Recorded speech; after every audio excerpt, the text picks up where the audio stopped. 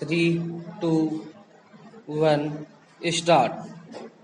इस ऐप से कोविड संक्रमण के जोखिम का आकलन करने और आवश्यक होने पर संबंधित व्यक्ति या क्षेत्र को दूसरे लोगों से अलग करने के लिए सरकार को समय पर कदम उठाने में मदद मिलती है। यह ऐप हरे और पीले रंग के कोडों में जोखिम के स्तर को दर्शाता है। साथ ही यह सुझाव देता है कि आपको क्या करना चाहिए। इस ऐप की मदद से हेल्पलाइन नंबर का पता भी लगा सकते हैं।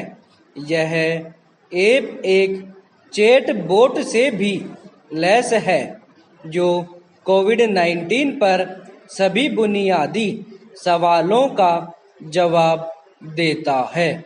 यह ऐप उपयोगकर्ता को सुरक्षात्मक उपायों के बारे में और वैश्विक महामारी के समय सामाजिक दूरी आदि को कैसे बनाए रखना है के बारे में भी बताता है। इस ऐप के द्वारा एकत्र किए गए डेटा को मुख्यतः 4 श्रेणियों में बांटा गया है। जनसांख्यिकीय संबंधी डेटा, संपर्क संबंधी डेटा, स्वमूल्यांकन संबंधी डेटा तथा स्थान संबंधी डेटा। इन सभी डेटा को संयुक्त रूप से प्रतिक्रिया डेटा कहते हैं। जनसांख्यिकीय डेटा के अंतर्गत नाम, आयु, लिंग, पेशा, मोबाइल नंबर, यात्रा विवरण जैसी जानकारी शामिल की जाती है। संपर्क संबंधी डेटा किसी अन्य व्यक्ति के संबंध में होता है जो ऐप के उपयोगकर्ता के संपर्क में आया है। इस प्रकार के डेटा में संपर्क अवधि, व्यक्तियों के बीच की दूरी, भौगोलिक स्थान आदि को शामिल किया जाता है। स्वमूल्यांकन संबंधी डेटा में ऐप के प्रयोगकर्ता द्वारा ऐप में मौजूद स्वमूल्यांकन परीक्षण में दी गई प्रतिक्रियाओं को शामिल किया जाता है। स्थान संबंधी डेटा के अंतर्गत किसी व्यक्ति की भौगोलिक स्थिति का विवरण शामिल होता है।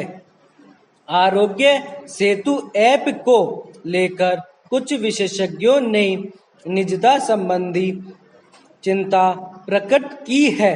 यद्यपि भारत सरकार का कहना है कि किसी व्यक्ति की गोपनीयता सुनिश्चित करने हेतु लोगों का डेटा उसके फोन में लोकल स्टोरेज में ही सुरक्षित रखा जाएगा तथा इस डेटा का प्रयोग तभी होगा जब उपयोगकर्ता किसी ऐसे व्यक्ति के संपर्क में आएगा जिसकी कोविड-19 की जांच सकारात्मक रही हो। इसमें डेटा संग्रहित करने तथा इसके उपयोग को लेकर पर्याप्त जानकारी उपलब्ध नहीं है। साथ ही सरकार की तरफ से ऐसी कोई गारंटी नहीं दी गई है कि स्थिति सुधरने के बाद इस डेटा को नष्ट कर दिया जाएगा। विराम समाप्त।